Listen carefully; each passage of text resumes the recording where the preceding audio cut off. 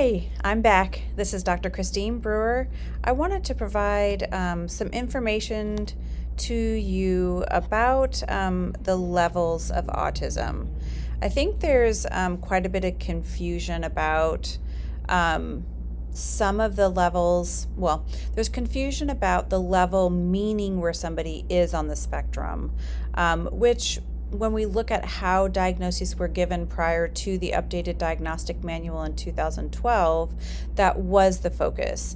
The diagnosis was very specific to the functioning, which was high functioning, moderately functioning, or even the diagnosis of Asperger's from the old DSM-5 or DSM-4. But they updated it in 2012 where everybody gets, if they meet the criteria, gets a diagnosis of autism spectrum disorder. And then we need to identify a level, which really talks about where somebody's functioning and the level of services that we need to provide.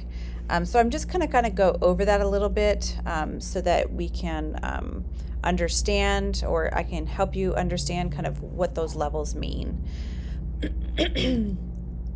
So here is, what do the levels mean?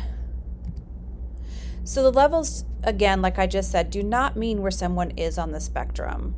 The DSM-5 that was updated in 2012 has very specific information around what each level means. They're really there to help somebody know, or help the diagnostic process of knowing which recommendations to make based off of data that was gathered from the evaluation, so we can know what support would be the most helpful for that person based off of their current functioning. And then the levels can change. I think that's something that's different, and I think very different from the previous way of diagnosing, where the functioning was already incorporated into the actual diagnoses.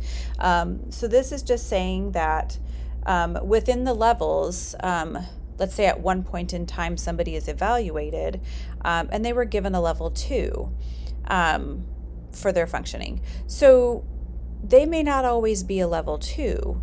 The goal is that we are going to recommend services which we know work, where somebody is able to gain skill.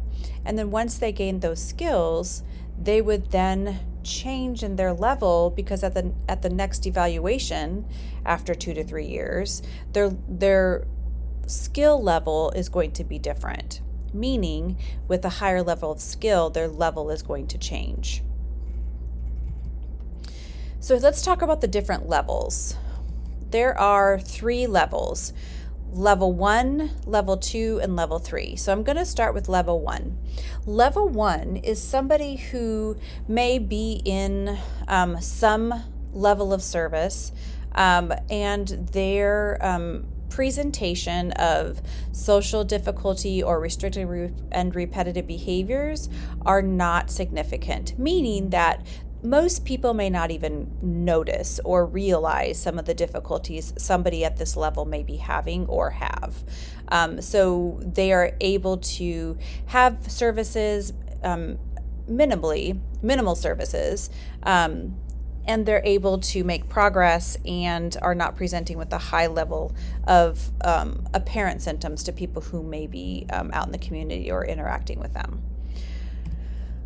Then we have a level 2. Level 2 is somebody who, in spite of being in services or having received services, continues to have difficulty with social interactions, daily living skills, as well as restricted and repetitive behaviors that may moderately affect how they present and interact with other people, how they're able to use their restricted and repetitive behaviors, or how both of those, the social skills and the restricted and repetitive behaviors, impact their daily living skills.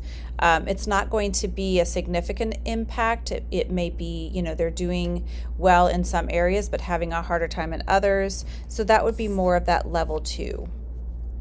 Then we have a level 3 where In spite of services, there continues to be a significant impairment with social skills. That could be language and communication, difficulty interacting with others altogether, as well as restricted and repetitive behaviors that may impede their ability to complete most daily living skills.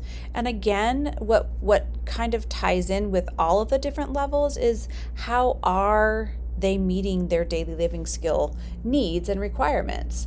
So the level 3 is somebody who's having a lot of difficulty meeting those needs, and they need the highest level of support to help maintain those daily living skills, but then also help them learn as many as they're able to. But they need a high level of support to help them meet those daily living skills on a daily basis.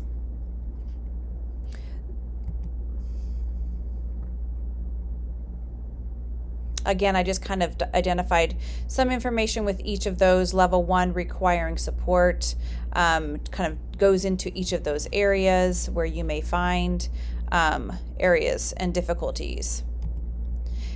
Level 2 kind of goes into some of those different aspects. Level 3, and this is the verbiage that comes from the DSM-5. So you're welcome to kind of come through this video again and kind of pause through and kind of look at what each of these levels are. I kind of briefly brushed through it on the slide that looked at each of the different levels. All right, so the diagnosis and the level. So the diagnosis of autism is going to stay there. What may change, or what changes, is the level. And this is where we talk about where I kind of, when I'm talking to parents and adults, is that the level is a moving piece of the diagnosis. It's not always going to stay the same. The levels can move up or down, and this is important too. And it's not a negative thing. It's how everybody is with life and different challenges, where there's times when things are kind of going smooth and you're not needing much support with things, and then there's times when things get difficult and you do need extra support or help from somebody. And so that's the same with the levels. There are going to be times when things become more challenging and they may need extra support and are having a harder time meeting some of those expectations. So just remembering that the level part can change, and it doesn't mean that there's something wrong. It just means that's life. Things are going to get difficult and things can be easy at different points in time. Respond to the video. Let me know if you have any questions. I will reply and help you out from there. Again, subscribe to my channel so you can get additional information when videos are posted, and I look forward to talking with you again. Bye-bye.